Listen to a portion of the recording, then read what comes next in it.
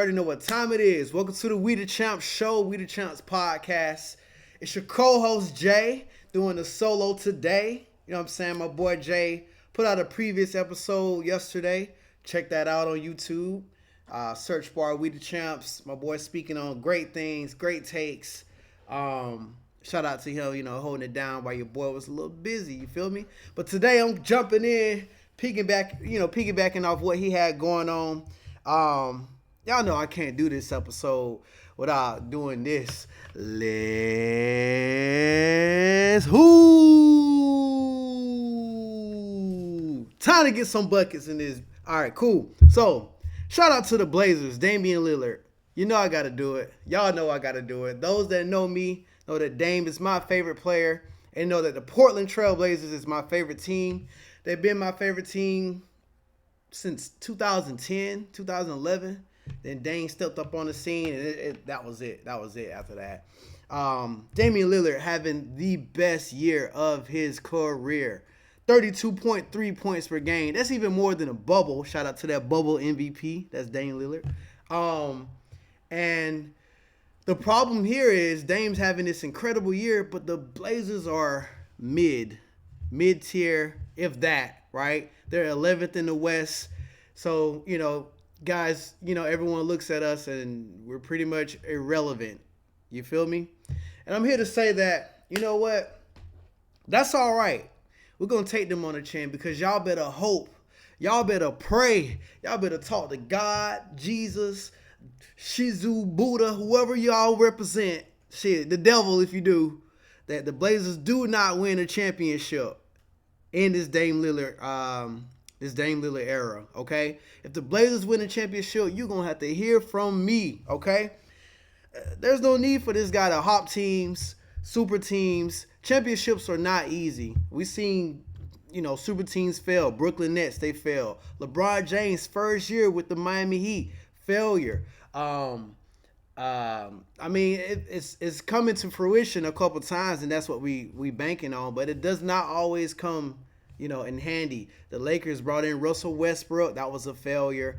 You just don't know how the NBA will work, how injuries work. You need a little luck on your side. You need a lot of things. And I think it's just sweeter if you win it on a team that drafted you, on a team that supports you, with that loyalty. Look at Dirk Nowitzki ring. That ring is off the charts, one of the top championships in the world. Y'all know what I'm saying? Y'all know what I'm saying. And then Dame doesn't have the pressure to win a championship like LeBron. LeBron had the chance to be the best player ever, period, right? So he could not take that opportunity to stay with the Cavaliers and, not have a superstar join him. He had to go join D-Wade. Same thing with KD. These guys are top 5 ever, okay? Damian Lillard is not top 5 ever. He's one of the best scoring guards ever. Portland's #1 scoring leader. All kinds of other accolades, but we can't put him on Mount Rushmore, right? So there's no need for him to go out and go get a championship on a super team. It'll be much sweeter to win it on a team that drafted him, much like Dirk Nowitzki, much like Giannis Antetokounmpo, much like what's another guy that won? Hakeem Olajuwon with the Rockets. I mean, those championships are different than 5-time champions like Kobe, 6-time champion MJ, Magic, LeBron. These players, Dirk Nowitzki and Dame, they aren't in that tier. That's the tier where you need 4 or 5 titles. Dame's in the tier you just need 1 and your ass is in. He's already top 75, so that's just my take on it. As a Portland fan, I may be biased, but, I can ramble on and on about this. Let's move it on. Speaking on the Lakers, speaking on LeBron James, reports came out that this guy's going to miss several weeks after just making the big promise, I'm going to play every game. I'm going to play every game. That's sometimes LeBron be doing too goddamn much, man. I miss the humble LeBron when he was just hooping. Like, bro, shut the fuck up. Just shut up and hoop, bro. All that social media, that big talk make you look bad when you don't fulfill these promises. And I hate to say it, but this guy's getting old. He's injury prone. He's been injured the past 3 years, and now he's going to miss several weeks with a foot injury. And the biggest question is, will the Lakers make the playoffs? And I say they can.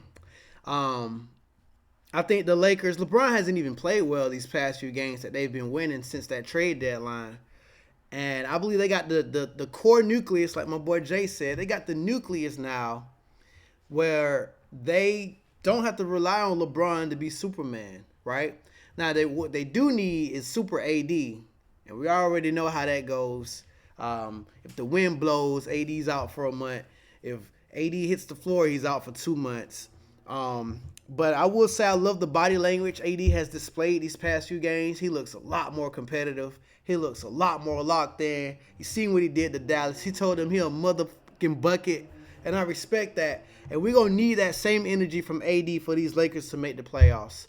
The last game for the Lakers is April 9th, right? So at least for a month, the entire month of March, they need a winning percentage. They need AD to step up. They need Malik Beasley to step up. D'Angelo Russell needs to come back from that ankle injury. Dennis Schroeder to play great basketball. We need Mr. Ham to coach his ass off over there. And if that happens, the Lakers can find themselves in the play-in, right? Get LeBron back for the play-in. And I can see them beating Utah. I can see them beating the Wolves. These are the play-in teams. I can even see them beating my Blazers in the play-in. And with that, I mean, all you got to do is win 1 or 2 games, and you're in the 8th or 7th seed, and you're in the playoffs with LeBron coming off this foot injury. So it's definitely possible. The Lakers just have to stay afloat, stay in that 9 or 10 range, which they're in now. There aren't any other threats. You got OKC. Nobody worried about them, even though they beat them, but nobody worried about OKC. We should be with Shea over there, but I'll take this new Lakers over OKC. I'll take this new Lakers over Minnesota, right? Karl Anthony Towns hasn't come back yet. Anthony Edwards still not in that role where we fear him yet. Utah Jazz, nobody fears the Jazz. Nobody over there. So, yeah, the Lakers can definitely make the playoffs. LeBron, get healthy soon. AD, we need you to skyrocket. Show us what you really got. Show us who you really are. I still believe in you, AD. I know they talk a lot of shit, but I still believe in you. Moving on. Still in the West Coast. We're going to talk about these Kings for a second. Y'all need a break? Y'all good? Am I dropping too much heat? Am I? We keeping it going. So, Sacramento Kings, as my boy Jay once again said, I'm taking De'Aaron Fox over Ja Morant. I don't care how you feel about it. I don't care what you think. I don't care what the stats say, how good the dunks are, how good his gritty is. I don't give a bleep. Just like De'Aaron Fox said, he don't care who on the other side. They going to do them, all right? This team hits you in so many different ways. They spread the floor well. They run the floor well. They shoot your eyes out. They got shooters everywhere. Malik Monk is a dog. Stop playing. Malik Monk, that is. Not Malik Brown, but Malik Monk. They hit you in so many different ways. They got shooters. Kevin Huerter's a shooter. They got that boy Sabonis, who's just, he's like Draymond Green, but better. He just does so many things in that part of the floor. He can pass. He can score. He rebounds well. He averages a double-double on the season. I believe he's the lead assist man on the Kings, and he's their center, right? De'Aaron Fox, he's their leader. Who else they got over there? They got this guy, Terrence Davis, comes off the bench. These guys are just, they mesh well. They are in harmony. They play a good brand of basketball. The only concerns is them defensively. I'll take Grizzlies over them defensively. I mean, they got Jaren Jackson Jr. is averaging 3 blocks a game. That's absurd. But as far as these guys putting up points, they're energetic. They are hungry. Mike Brown is doing a phenomenal job for him. Definitely a Coach of the Year candidate. They're going to be in the playoffs. They're the 3rd seed. The question is, how far can they go, though? Right? Now, one of my sports analysts, the guys I look up to doing this thing, he says they're a first-round exit. The Kings are a first-round exit. I don't think they're a first-round exit. I think these guys got a chance to get into the semifinals. And if God willing, the Western Conference Finals, right? Now that's a tough task, and in order for that to happen, you're gonna need these upper tier teams to knock off the um, the better teams than the Kings. So, for instance, the Nuggets can play the Clippers in the first round, the second round, right? And the Nuggets knock off. The Clippers are a good team. The Nuggets knock them off. Let's say the Memphis Grizzlies knock off the Suns or something like that, which I don't think is likely, right? I'm just saying how far or how things can happen.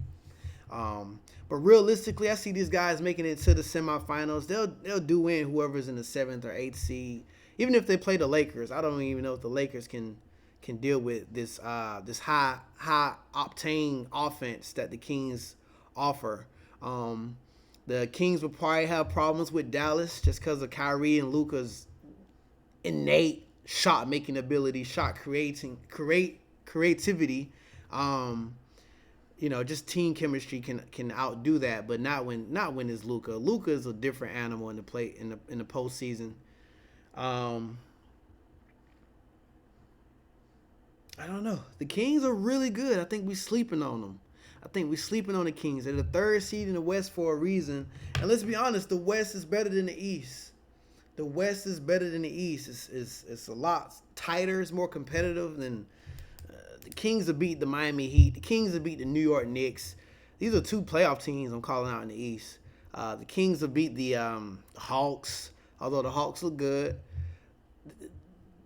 The Clippers, they're the 4th seed. The Suns haven't even unleashed KD yet. We're talking about KD ain't even come out there yet. Now, the Suns are the 4th or 5th seed. So the Kings can go far, and this will be their first playoff appearance since 2006. That's what Mike Bibby. That's PJ Stojakovic, one of the first 3-point marksmen we remember in the early 2000s. So it'll be fun. It'll be fun to see these guys, turn up in the postseason. Their fan base is amazing, and see what else they do in the offseason. Working with what they got. Maybe somebody. I'd like to play for the Kings if I was in the NBA. You're in Sacramento. That purple and white, black and white, purple. That shit go hard.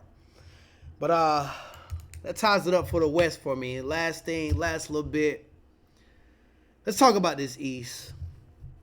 And there's only one thing we need to talk about in the East is who's going to come on top on the East. Who's on top of the East?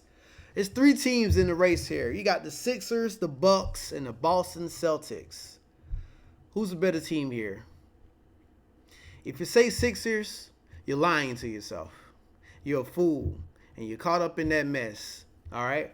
The Sixers, I believe this Sixer team is the best Sixers team we have seen since Ben Simmons and Embiid, since James Harden even got there. James Harden and Embiid are meshing well. Embiid having arguably the best season of his career. He's averaging 33 points a game. He's a little bit in his MVP talks. James Harden playing beautiful basketball. He should have been an all-star in my eyes. But, that's a different conversation. But let's be honest. The Sixers aren't going to beat the Celtics. Okay? So let's match up Sixers and Celtics. The Celtics already gave them that L the other night. Jason Tatum with the game-winning step-back 3. Boom! Bang! You know how Mike, what's his name? Mike Breen? I don't know his name, but that bang! That shit go hard. Took the Sixers hard. Sixers have lost 2 straight close games. That's alarming to me. You can't lose these close games if you're going to be on the top of the East. Okay, so the Celtics take out the Sixers.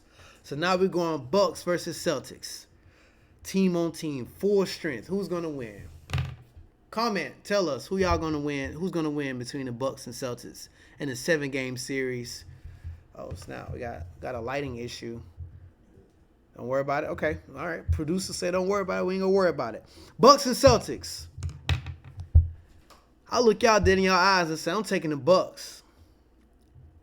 In the 6-game series, I'm taking the Bucks. You want to know why I'm taking the Bucks? Because I'm taking the best player out of that series, Giannis Antetokounmpo.